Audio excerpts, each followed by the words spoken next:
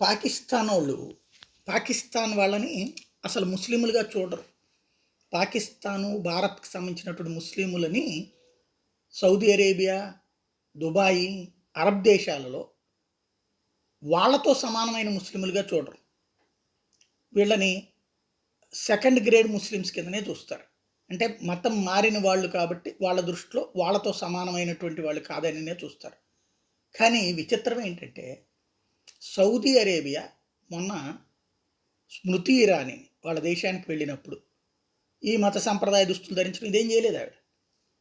ఆవిడని మదీనాలో ఉన్నటువంటి ఏదైతే ప్రతి ముస్లిం తన జీవితంలో ఖచ్చితంగా ఒకసారన్నా సందర్శించే మక్కా మదీనా ఏదైతే ఆ మదీనాలోని మసీద్ దగ్గరనే ఆమెతో కూర్చుని సంతకాలు పెట్టినారు. అంటే సౌదీ అరేబియా ఈ కాలపు ఆలోచనలకు అనుగుణంగా ముందుకు వెళ్తుంది. అదేంటి, ఎవరి మతం వాళ్ళు పాటించాలి, ఎవరి మత ధర్మాన్ని వాళ్ళు పాటించాలి.